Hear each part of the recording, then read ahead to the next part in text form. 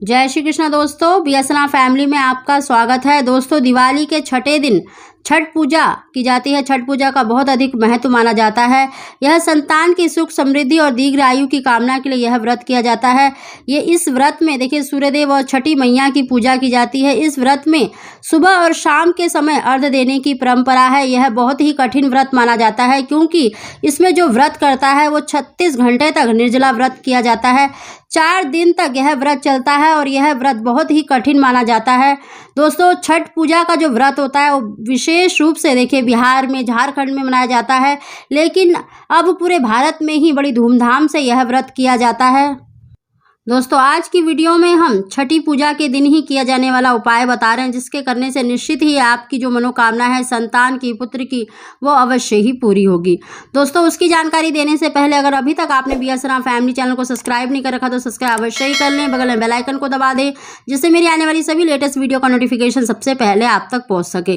दोस्तों, कार्तिक मास के शुक्ल पक्ष की षष्ठी को यह व्रत किया जाता है। यह व्रत बहुत ही श्रेष्ठ माना जाता है। यह पर्व देखिए 4 दिनों तक मनाया जाता है। अगर इन 4 दिनों में अगर आप सूर्यदेव की आराधना करते हैं, छठी मैया का पूजन करते हैं, आराधना करते हैं, तो निश्चित ही आपकी जो मनोकामना है वो अवश्य ही पूरी होती है।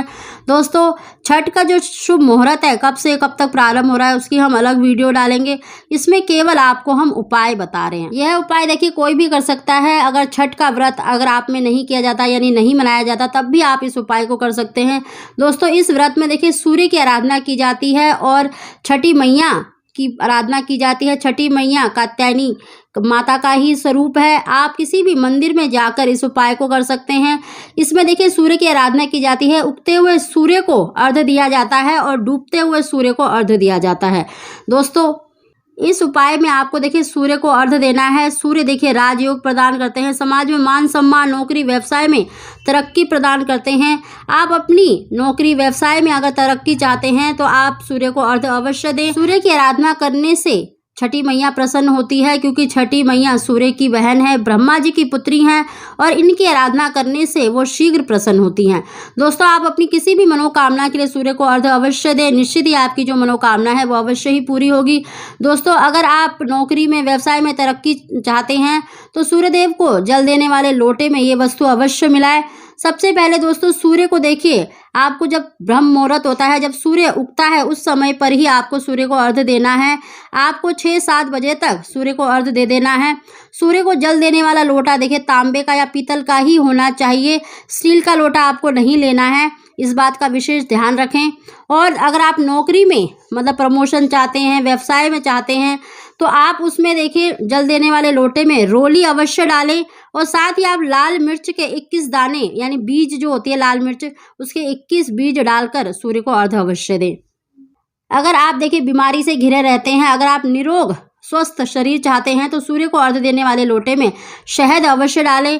साथ ही दोस्तों देखिए संतान प्राप्ति के लिए, पुत्र प्राप्ति के लिए अगर आप सूर्य को अर्घ्य देना चाहते हैं तो सूर्य को अर्घ्य देने वाले लोटे में आपको यमुना जी का पानी अवश्य डालना चाहिए, क्योंकि यमुना देखिए सूर्य की पुत्री हैं और वो बहुत ही शीघ्र प्रसन्न हो जाते हैं। तो आप यमुना जी का थोड़ा सा जल अवश्य मिलाएं और साथ ही आपको देखिए कच्चा दूध 1 चम्मच, केवल 1 चम्मच आपको कच्चा दूध डालना है।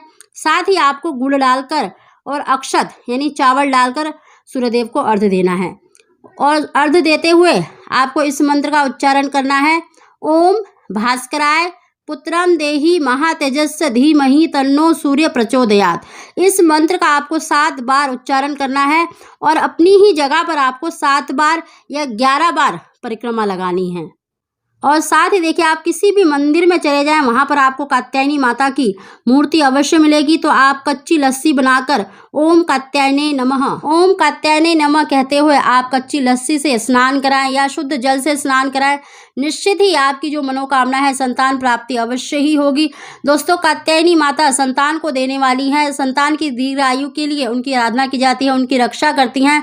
तो आप इन 4 दिनों में यानी षष्ठी तिथि से आपको ये मतलब उपाय प्रारंभ करना है। दोस्तों, उसकी जो शुभ मुहूर्त है, कौन से दिन से प्रारंभ हो रहा है, उसकी हम अलग वीडियो डालेंगे। इन उपायों को आप अवश्य करें। सूर्यदेव देखिए पुत्र के कारक कहलाते हैं, संतान सुख देते हैं। अगर आपकी कुंडली में सूर्य उच्च के हो तो आपको हर कार्य में सफलता मिलती है। अगर आप इन दिनों में यानी छठ जो पर्व चल रहा है 4 दिन तक, इन दिनों में अगर सूर्य की आराधना करते हैं, कात्यायनी माता की आराधना करते हैं तो निश्चित ही आपको संतान सुख की प्राप्ति होगी। दोस्तों इस उपाय को अवश्य करें, निश्चित ही आपको संतान सुख की प्राप्ति होगी। अगर आपको हमारी जानकारी वीडियो पसंद आई हो तो इसको लाइक अवश्य करें। आप सभी को जय श्री कृष्ण।